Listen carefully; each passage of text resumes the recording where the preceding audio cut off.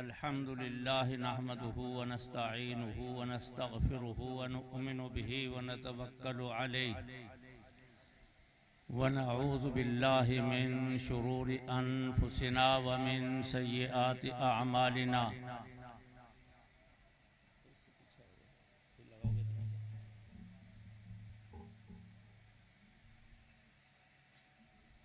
मन यहदिहिल्लाहु फला मुज़िल्ल लहु व मन युज़लिल्हु फला हादिय लहु व नशहदु अल्ला इलाहा इल्लल्लाहु वहदहु ला शरीका लहु व नशहदु अन्न सय्यिदना व मौलाना मुहम्मदन अब्दुहु व रसूलुहु।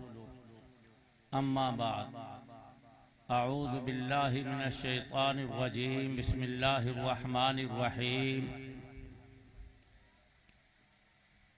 इन्ना नहनु नज़्ज़लना ज़िक्र व इन्ना लहु लहाफ़िज़ून।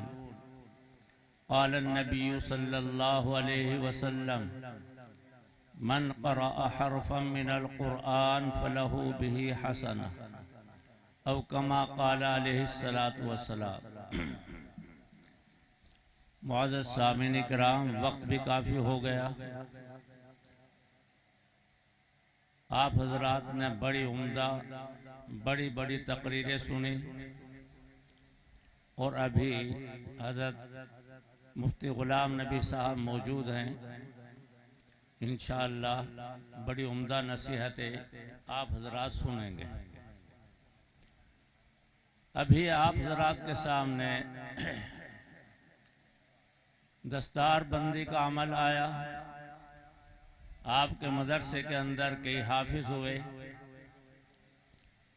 तो दिल में ये बात आई कुरान पाक से मुताल्लिक चंद बातें आप हज़रात के सामने रखी जाएं। मैंने आप हज़रात के सामने कुरान पाक की एक आयत पढ़ी है। उसमें अल्लाह ताला ने इरशाद फरमाया, हमने कुरान पाक को नाजिल किया है और हम ही इसकी हिफाजत करने वाले हैं। अल्लाह ने इस कलाम को, इस कुरान पाक को नाजिल किया और अल्लाह ही इसकी हिफाजत करने वाले हैं। अल्लाह के नबी सल्लल्लाहु अलैहि वसल्लम के ऊपर जब कुरान पाक नाजिल हुआ, जब आपको नबूवत दी गई, जब अल्लाह के नबी ने अल्लाह के एक होने का ऐलान किया, तो जो आपके करीबी थे, जो आपको अस्सादिक अल अमीन कहकर पुकारते थे, वो भी मुखालिफ हो गए इस बात के कहने से कि खुदा एक है। और उसी वक्त से मुखालिफ शुरू हो गई और आपको मिटाने के लिए और आपके इस दीन को ख़त्म करने के लिए तरह तरह की कोशिशें की गई। आपके कत्ल की साजिशें की गई और सहाबा इकराम हुजूर सल्लल्लाहु अलैहि वसल्लम मक्का मुकर्रमा से इसी वजह से हिजरत करके मदीना मुनव्वरा तशरीफ लाए और हर ज़माने में ये कोशिश चली आ रही है कि इस दीन को ख़त्म कर दिया जाए, मिटा दिया जाए। लेकिन ये कुरान पाक अल्लाह का कलाम है, दीन अल्लाह का है। अल्लाह ने इसकी हिफाजत का खुद वादा फरमाया है और ये कुरान पाक आज तक हमारे पास इसी तरीके से मौजूद है और इंशाअल्लाह क़यामत तक मौजूद रहेगा। तो बहरहाल अल्लाह ताला ने वादा फरमाया इसकी हिफाजत का। बज़ाहिर तो कलिमात यही हैं कि अल्लाह इसकी हिफाजत करने वाले हैं, लेकिन आप अंदाज़ा लगाएं और सोचें, जिस चीज़ की हिफाजत की जाती है अगर उसके साथ किसी दूसरी चीज़ का ताल्लुक हो जाए तो वो दूसरी चीज़ भी महफूज हो जाती है। आप हजरात के यहाँ शादी होती है, शादी के मौके के ऊपर दुल्हन के लिए, बेटियों के लिए जेवरात लाते हैं आदमी खरीद कर, अपनी अपनी हैसियत के मुताबिक बाजार से लाते हैं। वहाँ से जैसी चीज़ होती है उसी के मुआफिक किसी डिबिया में, किसी छोटे परस में उनको रख के दिया जाता है। सबको इकट्ठा करके फिर एक परस में रख लिया जाता है, बैग में रखते हैं, अटैची में रखते हैं, घर में लाकर अलमारी में रखते हैं और ताले लगाते जाते हैं। और जब तक जरूरत होती है वहाँ कोई निगरां और मुहाफिज भी रहता है, कोई गड़बड़ ना हो जाए। तो आप गौर फरमाएं, हिफाजत किसकी हो रही है? जेवरात की, सोने की, चांदी की। लेकिन जितनी चीज़ें इनके साथ मुताल्लिक हैं, ये छोटी छोटी डिबिये हैं, परस हैं, अटैची है, बैग है, अलमारी है, वो छोटा बड़ा कमरा है, बतलाइए उनकी भी हिफाजत हो रही है या नहीं हो रही है? क्योंकि जिस चीज की हिफाजत करना मकसद है, दूसरी चीजों का उसी के साथ ताल्लुक है, वो चीज भी महफूज हो जाती है। तो अल्लाह ताला ने इस कुरान पाक की हिफाजत का वादा फरमाया। अगर सही तरीके से हम इस कुरान पाक के साथ अपने ताल्लुक को कायम कर लें तो इंशाअल्लाह हमारी भी हिफाजत होगी। आज हमारे ऊपर चारों तरफ से हालात आ रहे हैं, चारों तरफ से लोग तरह तरह की बातें कह रहे हैं, तरह तरह की फिक्रें हैं मुसलमान के बारे में, हम सब के बारे में। मालूम हुआ ये सारी चीज़ें, ये हालात इसीलिए है जितना गहरा ताल्लुक हमारा कुरान पाक से होना चाहिए वो कुरान पाक से हमारा ताल्लुक नहीं है। अल्लाह ताला हम सब का ताल्लुक कुरान पाक से मुकम्मल तरीके से फरमा दे और हम पूरे ताल्लुक को पढ़ने के साथ, पढ़ाने के साथ, अमल करने के साथ हमारा ताल्लुक कुरान पाक से हो जाए ताकि हम सब महफूज हो जाए। एक मैंने हदीस पढ़ी, उसके अंदर बतलाया गया कि कुरान पाक पढ़ने पर अल्लाह क्या नवाजते हैं, क्या सवाब देते हैं। तो अल्लाह के नबी सल्लल्लाहु अलैहि वसल्लम ने इरशाद फरमाया, जो आदमी कुरान पाक का एक हर्फ पढ़ता है उसको एक नेकी मिलती है। और फिर ये फरमाया, एक नेकी भी वो है जो 10 के बराबर है। मालूम हुआ जिस तरीके से हमारे यहाँ नोट होते हैं, किसी की कीमत कम है, किसी की ज्यादा है, ऐसे ही नेकी भी कोई छोटी होती है, कोई बड़ी होती है। तो फरमाया अल्लाह के नबी सल्लल्लाहु अलैहि वसल्लम ने एक हर्फ पढ़ने के ऊपर एक नेकी वो मिलती है जो 10 के बराबर है, यानी 10 नेकी मिलती है। और आगे ये फरमाया अलिफ लाम मीम, ये एक हर्फ नहीं है, यानी जिसने अलिफ लाम मीम पढ़ा वो एक हर्फ नहीं बल्कि उसने 3 हर्फ पढ़े। तो अलिफ लाम मीम पढ़ने वाले को 30 नेकियां मिलती है।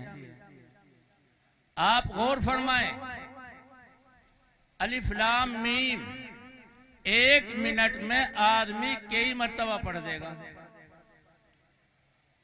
8-10 मर्तबा आदमी पढ़ेगा। 1 मिनट के अंदर ही जब 8-10 मर्तबा अलिफ लाम मीम पढ़ा तो 1 ही मिनट में कई सौ नेकियां इस पढ़ने वाले को मिल गई। और जो रोज आना कुरान पाक पढ़ते हैं, बड़े पढ़ते हैं, छोटे पढ़ते हैं, कई पारे पढ़ते हैं, और ख़ास तौर पर ये पढ़ने वाले तलबा जब रोज आना एक पारा ये याद करके सुनाते हैं तो कई मर्तबा उस पारे को पढ़ते हैं। तो रोज आना कई सौ हर्फ ये पढ़ते हैं। जब कई सौ हर्फ ये पढ़ते हैं या कोई और बड़ा आदमी अपना मामूल बना ले तो रोज आना हजारों नेकियां मिलती हैं। मुआज़्ज़ज़ सामिन किराम, इससे बड़ा अमल और क्या हो सकता है कि हजारों नेकियां किसी के नामे आमाल में लिखी जाएं। दूसरे भी बहुत से काम हैं, लेकिन इससे बड़ा और कोई काम नहीं है। कितनी नेकियां इसके ऊपर मिल रही हैं। रोज आना हजारों और कई हजार नेकियां मिल रही हैं।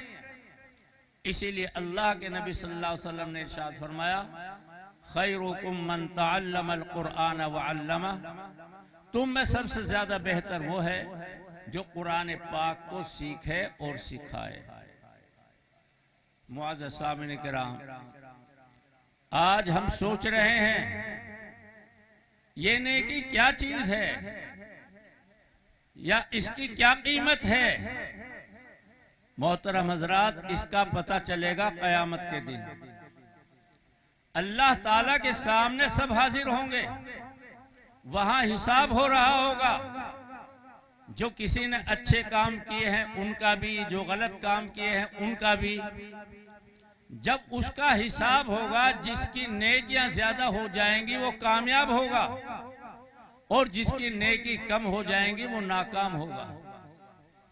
एक एक नेकी के ऊपर फैसले हो जाएंगे, एक एक नेकी का वहां पता चलेगा।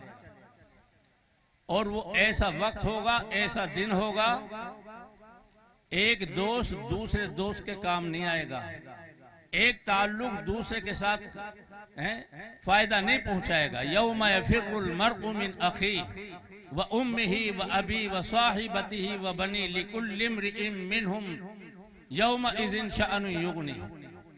बाप बेटे से, बेटा बाप से, बीवी शोहर से, शोहर बीवी से, वालिदा एक दूसरे से भागते हुए होंगे। दिल के अंदर ये होगा, मैं दुनिया के अंदर इनका ताउन करता था, मदद करता था और आज ये मेरे करीब आ रहे हैं। ऐसा न हो कहीं नेकियों का सवाल कर लें और मुझे शर्मिंदगी उठानी पड़े और मैं नेकी न दे सकूं, क्योंकि मेरी नेकी मेरे लिए ही काफी नहीं है। वहां पता चलेगा एक एक नेकी का, एक नेकी की क्या कीमत होगी।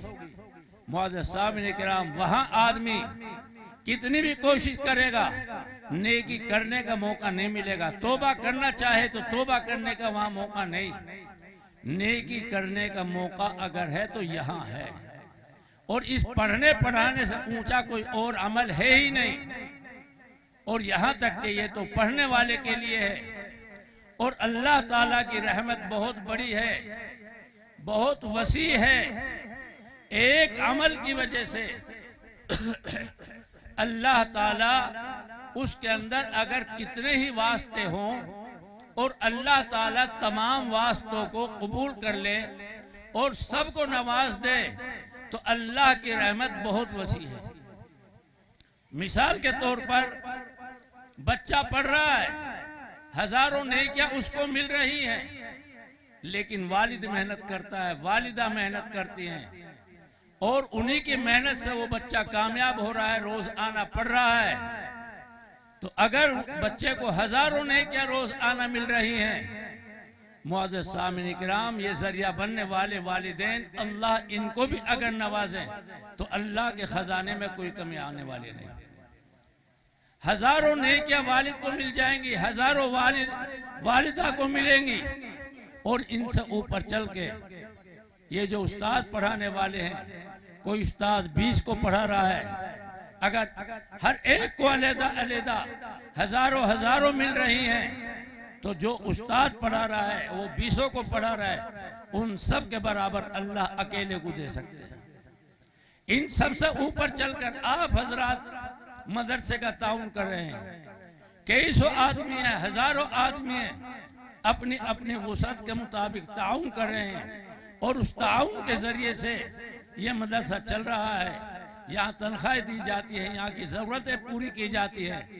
मुअज़्ज़ज़ सामिन किराम, अल्लाह ताला की रहमत इतनी वसी है, अगर सबको बराबर नवाज दे उसके खजाने के अंदर कोई कमी आने वाली नहीं।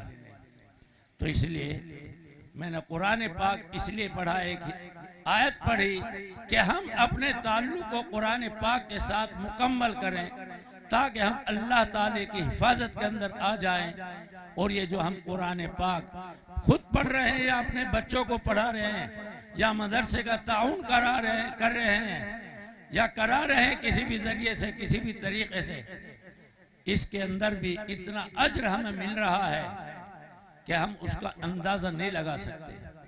आज करीब करीब बहुत से लोग हैं और करीब करीब सबके हाथ में मोबाइल हैं, बहुत बड़े बड़े हिसाब थोड़ी देर में लगा लेते हैं, लेकिन कुरान पाक पढ़ने का, कुरान पाक के ताउन करने का, इन मदारिस के ताउन करने का कितना अज्र है, कितना सवाब है।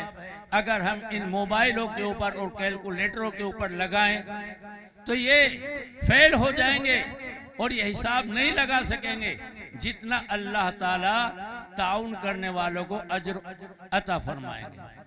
तो इसलिए मुख्तसर सी आप हजरात से यही बात है, हम खुद ब खुद भी कुरान पाक पढ़ें, उसके ऊपर अमल करें, अपने उलमा से अपने ताल्लुक़ को कायम करें। जो भी हमारा काम हो सबसे पहले अपने उलमा से मशवरा करें कि कुरान पाक हमें क्या कहता है, हम क्या करें क्या ना करें, और ख़ुद भी हम मदारिस का ताउन करें और अपने बच्चों को भी मदारिस के अंदर पढ़ने के लिए भेजें। अल्लाह ताला इन मुख्तसर सी बातों के ऊपर हम सब को अमल करने की तौफीक नसीब फरमाए। आमीन। आखिर दावाना अनिल हम्दुलिल्लाहि रब्बिल आलमीन। जज़ाकल्लाहु।